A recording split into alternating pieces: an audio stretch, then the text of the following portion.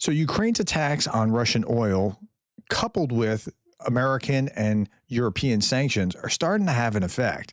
I'm going to show you just the last week's worth of news about the Russian economy, and you tell me what you think about this. So let's start right here. This is today in Reading Russia, BBC.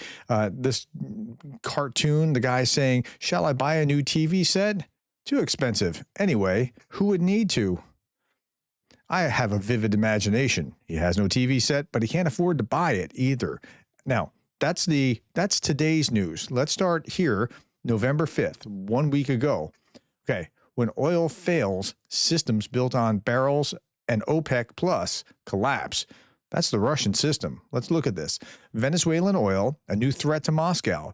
Bloomberg writes that the regime change in Venezuela could open the floodgates for oil, and this would be a shock to Moscow. Okay, now we don't know if that's going to happen or not, but there is some weird saber rattling between the U.S. and Venezuela, and something could happen. I'll show you more about that in a moment. Today, Venezuela produces less than 1 million barrels per day, almost 6 times less than before the Maduro era, but the potential is colossal. Venezuela has the greatest reserves in the world. If stabilized, the country could quickly increase exports to 2 to 3 million barrels per day. The Venezuelan crisis is turning into a geopolitical barometer. The higher the likelihood of regime change in Caracas, the colder it gets in Moscow. And if you look, Venezuela has more oil reserves than Saudi Arabia. And Russia is only down here. The difference is that Russia actually drills and exports and exports and exports because they're trying to build their economy on it. Now, this was just today. Pentagon's largest warship enters Latin American waters as U.S. tensions with Venezuela rise. Last week, I showed you the former NATO commander saying that nothing will kick off until the USS Gerald Ford gets to the Caribbean. It just got to the Caribbean. So look to Venezuela to see what might be happening there. I don't know if anything will happen, but if it does and there's a regime change, and I'm not saying that this should or anything along those lines, I'm speculating now. If it does and oil gets pumped out of Venezuela, it's going to be devastating for Moscow. Okay, also November 5th, let's look at this. China's imports of Russian oil down 21%, plus increased risk of bankruptcy. This is in the Russian papers. Then we see on November 6th, another catastrophic collapse in Russia's oil and gas revenue with a 27% drop year over year. 27%. Like if you look at the chart, you'll see this red line. This is 2025 and this is 2024. It's dropped 27% year over year. Now, most people in Moscow don't care as long as they can still buy booze and do whatever they're going to do. But alcohol prices in Russia are set to rise sharply from January 1st, 2026, as the government approves higher excise taxes across the board. They have to do that because they have to raise revenue. Vodka will go up 11.4%, beer 10%, wine by as much as 30%. Some shelves may be empty by December as producers rush output. Analysts expect a 10% drop in sales. That's November 6th. You're seeing the effects in the economy. Also on November 6th, Russia's oil and gas revenues fell by nearly 30%. That's a 27% figure I gave you before. They're rounding up. The drop is driven by lower oil prices, U.S. sanctions against Rosneft and Lukoil, which together account for roughly half the country's exports. I think they also need to add that the drop's also because of the kinetic sanctions and what's not being taken in by Russia by China and India. And I'll show you that in a moment. Saudi Arabia cuts December oil prices for Asia as OPEC plus boosts output. This is November 6th. Then we also see on November 6th, Bulgaria prepares to nationalize Lukoil refinery as U.S. sanctions force a Russian exit. Bulgaria is preparing legislation to seize control of the Russian oil company Lukoil's assets in the country. Under the proposed bill, the state-appointed manager would assume full control of Lukoil's refinery, effectively suspending Russian ownership rights. Now, I'm not a big proponent of nationalization, but that's what I think is going to happen here, and this is going to have another hit to, I mean, it's only Bulgaria, but it's going to still have an impact on Russian revenues. Lukoil had planned to sell its Bulgarian assets. Bulgaria nationalization legislation would bypass that process entirely. Now, they were going to sell that to this organization called Governor, which is basically an organization that is Putin-owned indirectly. And the U.S. Treasury Department was having none of that. President Trump has been clear that the war must end immediately. As long as Putin continues the senseless killings, the Kremlin's puppet Governor will never get a Gunvor, rather, will never get a license to operate and profit. That's November 7th.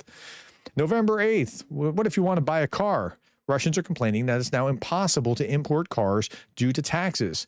To import a cheap Hyundai Santa Fe from South Korea now costs almost 6 million rubles, $75,000 just to import the car.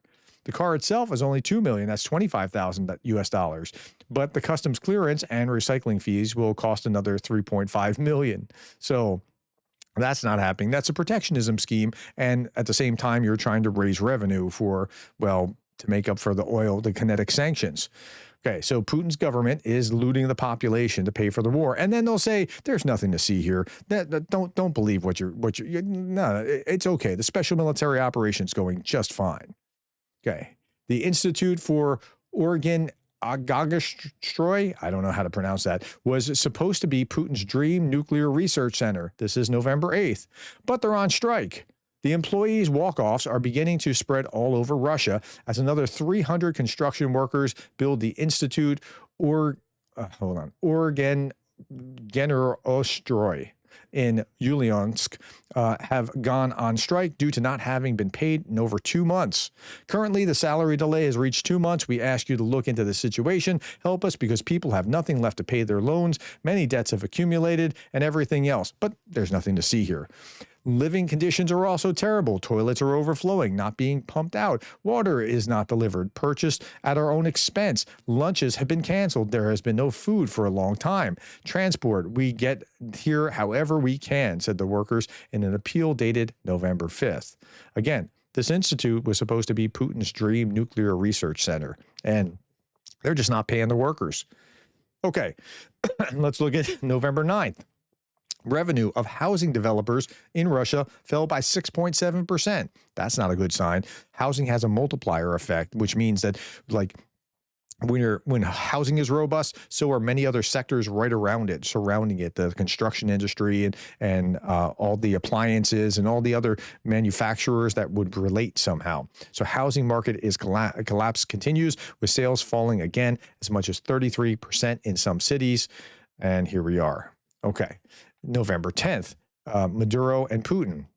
Venezuela could blow up the oil market and destroy Putin. What I was just telling you before, yeah, if Maduro is somehow ousted or has a change of heart because of Trump's negotiations or whatever happens there, and I don't know what's going to happen there, could go very badly for Putin. Okay, November 10th, also, Russian government is dumping 600% more money into banks in 2025 to prop them up. Over 500 billion rubles are being provided to banks, including capital injection via bank share purchases. They seem to be preparing for a very serious financial shock soon. They know it's coming. They can see it. They're not dumb, but this is where they are. Okay, November 10th.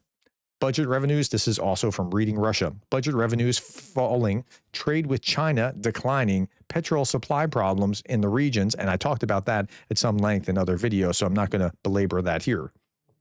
November 11th, China's Yancheng Petroleum, one of the country's largest refineries, has reportedly dropped Russian crude from its latest tender covering December to mid-February, according to Reuters.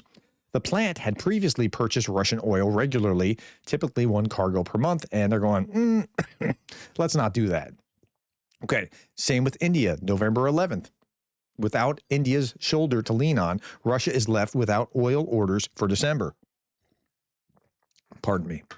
5 of India's largest refineries, which account for 2/3 of the country's oil imports of Russian oil, have not placed a single order in December, according to Bloomberg. Normally, deals for the following month are finalized by the 10th, but this time there's silence. The sudden shift came after Trump doubled tariffs on all Indian imports to 50% in August and imposed sanctions on Russia's two biggest producers, Rosneft and Lukoil. Now, I know that many of you say Trump never zags. He only zigs toward Russia. He never zags. Well, he did do this, and you got to give him credit for this. This is having an effect. It's not much. I wish he would do more, but it's having some effect. So what's the effect? Putin will be meeting with Modi pretty soon. Russian president to visit India on December 5th. Russian President Vladimir Putin set to visit India for the Russia Summit, or India-Russia Summit 2025. Expected to hold key talks with Prime Minister Modi during the visit. And what are they going to be talking about? Oh, they're going to be talking about energy and trade. That's for sure. Okay, that you know that's coming. But again, it just keeps, the hits keep coming, and there's this knock-on effect, this trickle-down effect that just keeps going. Okay, Romania moves to take control of Lukoil assets ahead of U.S. sanctions deadline. This is November 12th, today. So Bulgaria was doing it, Romania is doing it. Okay. And yet, while they can't buy things, or it costs more for them to buy things in Russia, they're going to say, there's nothing to see here. Don't worry about it. Everything's going to be okay. So I was looking for a meme to explain that, and I found this. Life hack. Turn any sofa into a sofa bed by telling your wife to calm down. It's kind of like that in Russia. All right, tell me what you thought about what you saw here, folks. Put that in the comments below. If you like what you saw here, please consider subscribing. I do these every day. Thank you for the time, the likes, the shares, and the subscribes, and thank you for being the kind of person who cares about Ukraine.